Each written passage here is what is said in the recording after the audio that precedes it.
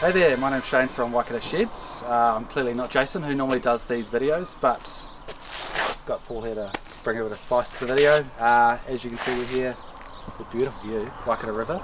We're in the outskirts of Ngaruawahia, and we have a lovely habitable shed that we want to show you.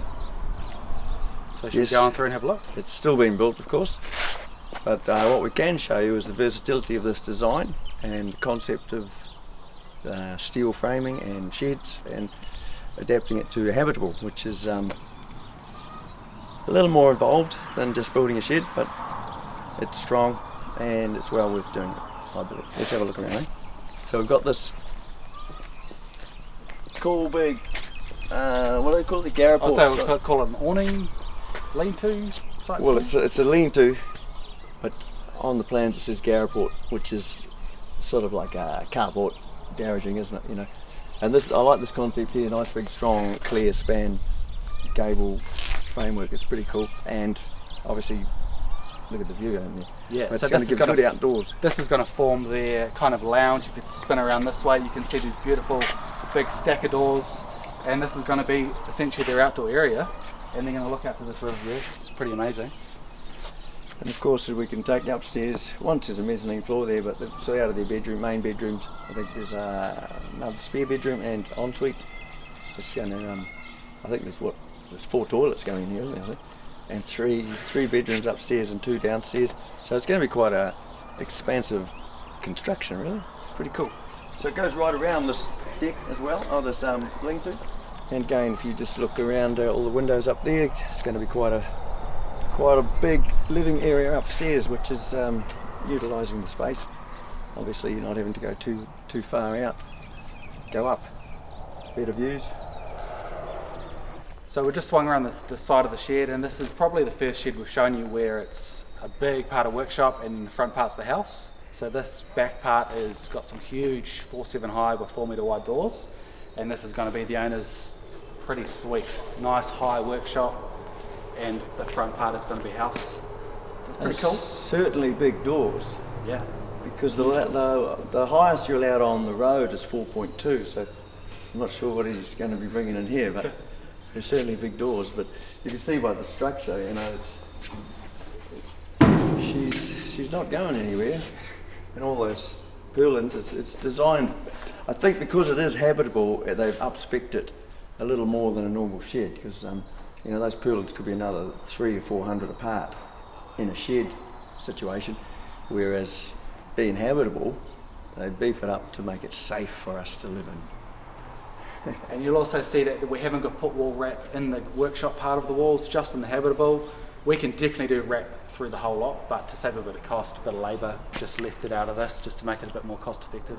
So we've got corrugate on the walls, which does eliminate a little bit of the thermal and cavity batten concept, and it's easier to put on.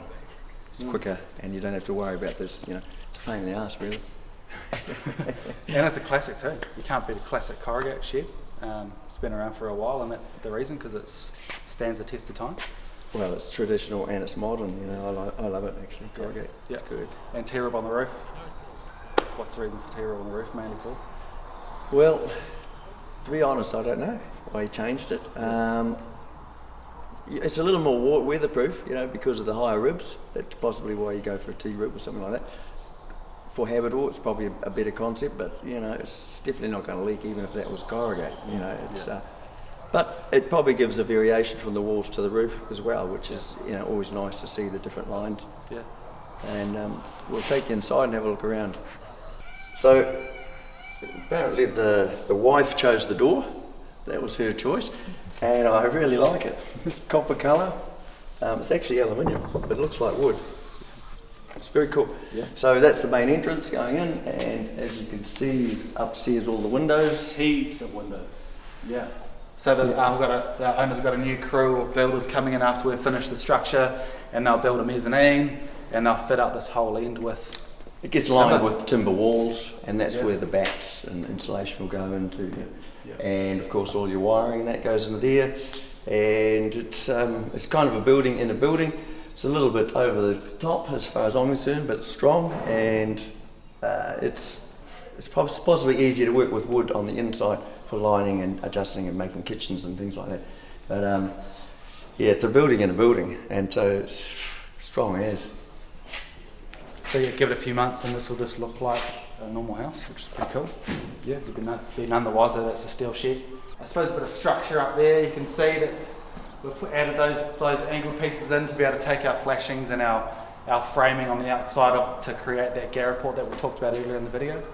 There's a lot of space upstairs, so I think the key would be to try and utilise that as well. I mean, you could almost do 3 stories up there for storage in that top loft area.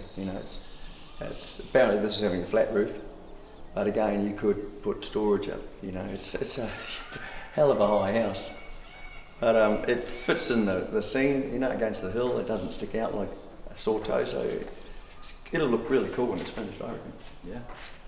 Good colours, good joinery, good doors, good windows, good view. Pretty good builder. Builders are learning, putting up with it.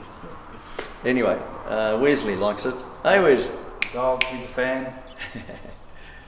So, any questions? Ask Shane.